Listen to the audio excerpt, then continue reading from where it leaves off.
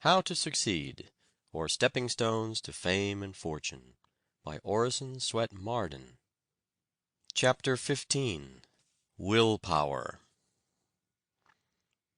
In the moral world there is nothing impossible if we can bring a thorough will to do it. Wilhelm von Humboldt. It is firmness that makes the gods on our side. Voltaire.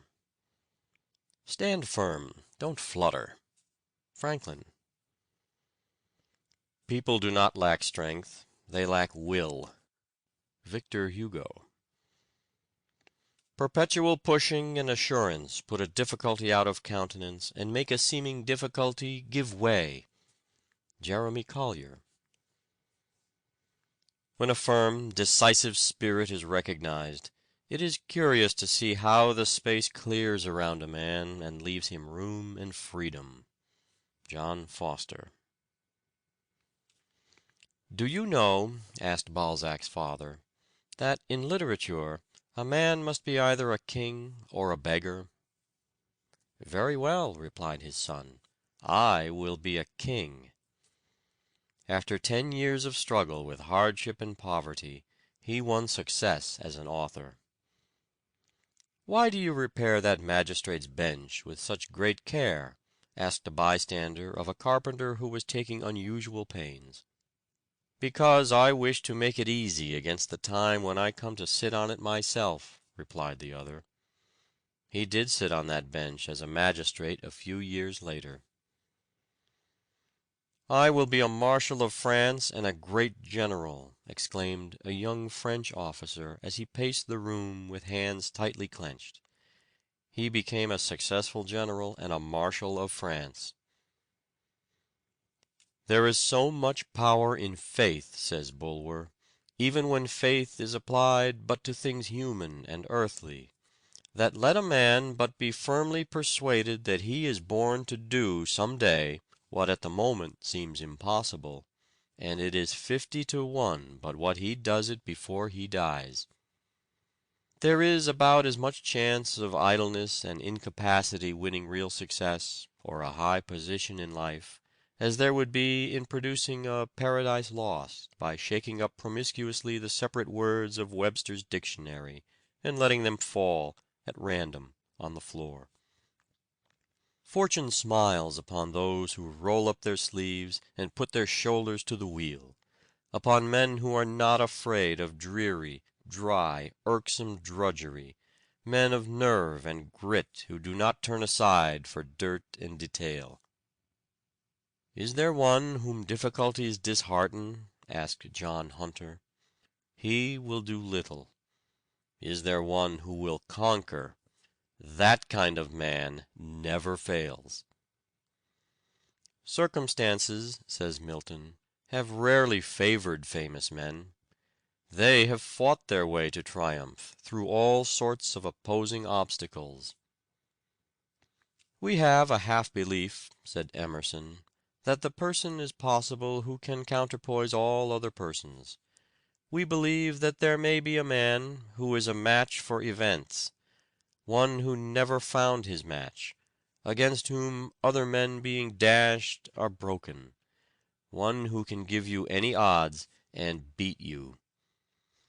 The simple truth is that a will strong enough to keep a man continually striving for things not wholly beyond his powers will carry him in time very far toward his chosen goal." At 19, Bayard Taylor walked to Philadelphia, 30 miles, to find a publisher for 15 of his poems. He wanted to see them printed in a book, but no publisher would undertake it. He returned to his home whistling, however, showing that his courage and resolution had not abated. In Europe he was often forced to live on 20 cents a day for weeks on account of his poverty. He returned to London with only 30 cents left. He tried to sell a poem of 1,200 lines, which he had in his knapsack, but no publisher wanted it. Of that time he wrote, "My situation was about as hopeless as it is possible to conceive." But his will defied circumstances, and he rose above them. For 2 years he lived on $250 a year in London, earning every dollar of it with his pen. His untimely death in 1879, at 54, when minister to Berlin, was lamented by the learned and great of all countries. We are told of a young New York inventor, who about 20 years ago spent every dollar he was worth in an experiment which, if successful, would introduce his invention to public notice and ensure his fortune, and, what he valued more, his usefulness. The next morning the daily papers heaped unsparing ridicule upon him. Hope for the future seemed vain. He looked around the shabby room where his wife, a delicate little woman, was preparing breakfast. He was without a penny. He seemed like a fool in his own eyes. All these years of hard work were wasted. He went into his chamber, sat down, and buried his face in his hands. At length, with a fiery heat flashing through his body, he stood erect. "It shall succeed," he said, shutting his teeth. His wife was crying over the papers when he went back. "They are very cruel," she said. "They don't understand." "I'll make them understand," he replied cheerfully. "It was a fight for 6 years," he said afterward. "Poverty, sickness, and contempt followed me. I had nothing left but the dogged determination that it should succeed." It did succeed. The invention was a great and useful one. The inventor is now a prosperous and happy man. Napoleon was a terrible example of what the power of will can accomplish. He always threw his whole force of body and mind direct upon his work. Imbecile rulers and the nations they governed went down before him in succession. He was told that the Alps stood in the way of his armies. "There shall be no Alps," he said, and the road across the Simplon was constructed, through a district formerly almost inaccessible. "Impossible," said he, "is a word only to be found in the dictionary of fools." He was a man who toiled terribly, sometimes employing and exhausting 4 secretaries at a time. He spared no one, not even himself. His influence inspired other men, and put a new life into them. "I made my generals out of mud," he said. To think we are able is almost to be so. To determine upon attainment is frequently attainment itself. Thus earnest resolution has often seemed to have about it almost a savor of omnipotence. The strength of Suwarrow's character lay in his power of willing, and like most resolute persons, he preached it up as a system.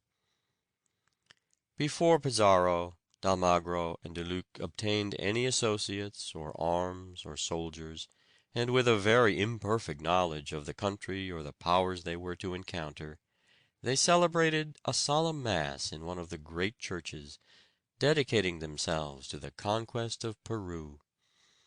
The people expressed their contempt at such a monstrous project, and were shocked at such sacrilege. But these decided men continued the service, and afterward retired for their great preparation, with an entire insensibility to the expressions of contempt. Their firmness was absolutely invincible. The world has deplored the results of this expedition, but there is a great lesson for us in the firmness of decision of its leaders. Such firmness would keep to its course and retain its purpose unshaken amidst the ruins of the world. At the Battle of Marengo, the French army was supposed to be defeated, but while Bonaparte and his staff were considering their next move, Desailly suggested that there was yet time to retrieve their disaster, as it was only about the middle of the afternoon. Napoleon rallied his men, renewed the fight, and won a great victory over the Austrians, though the unfortunate Desailly lost his own life in that field. What has chance ever done in the world? Has it built any cities? Has it invented any telephones, any telegraphs? Has it built any steamships, established any universities, any asylums, any hospitals? Was there any chance in Caesar's crossing the Rubicon? What had chance to do with Napoleon's career, with Wellington's, or Grant's, or von Moltke's? Every battle was won before it was begun. What had luck to do with Thermopylae, Trafalgar, Gettysburg? Our successes we ascribe to ourselves, our failures to destiny. A vacillating man, no matter what his abilities, is invariably pushed to the wall in the race of life by a determined will. It is he who resolves to succeed, and who at every fresh rebuff begins resolutely again, that reaches the goal. The shores of fortune are covered with the stranded wrecks of men of brilliant ability, but who have wanted courage, faith, and decision, and have therefore perished in sight of more resolute but less capable adventurers who succeeded in making port. Hundreds of men go to their graves in obscurity, who have been obscure only because they lacked the pluck to make a first effort, and who, could they only have resolved to begin, would have astonished the world by their achievements and successes. The fact is, as Sidney Smith has well said, that in order to do anything in this world that is worth doing, we must not stand shivering on the bank and thinking of the cold and the danger, but jump in and scramble through as well as we can. Is this not a grand privilege of man, immortal man, that though he may not be able to stir a finger, that though a moth may crush him, that merely by a righteous will he is raised above the stars, that by it he originates a good in the universe which the universe could not annihilate, a good which can defy extinction, though all created energies of intelligence or matter were combined against it? A man whose moral nature is ascendant is not the subject, but the superior of circumstances. He is free, nay more, he is a king. And though this sovereignty may have been won by many desperate battles, once on the throne, and holding the scepter with a firm grasp, he has a royalty of which neither time nor accident can strip him. What can you do with a man who has an invincible purpose in him, who never knows when he is beaten, and who, when his legs are shot off, will fight on the stumps? Difficulties and opposition do not daunt him. He thrives on persecution. It only stimulates him to more determined endeavor. Give a man the alphabet and an iron will, and who shall place bounds to his achievements? Imprison a Galileo for his discoveries in science, and he will experiment with the straw in his cell. Deprive Euler of his eyesight, and he but studies harder upon mental problems, thus developing marvelous powers of mathematical calculation. Lock up the poor Bedford tinker in jail, and he will write the finest allegory in the world, or will leave his imperishable thoughts upon the walls of his cell.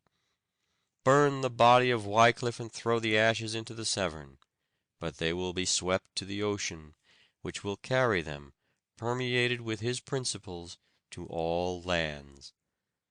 The world always listens to a man with a will in him. You might as well snub the sun as such men as Bismarck and Grant. Hope would storm the castle of despair.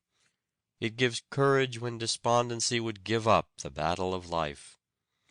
He is the best doctor who can implant hope and courage in the human soul. So he is the greatest man who can inspire us to the grandest achievements. Our remedies oft in ourselves do lie, which we ascribe to heaven. The fated sky gives us free scope, and only backward pulls our slow designs when we ourselves are dull. How much I could do if I only tried. End of chapter 15.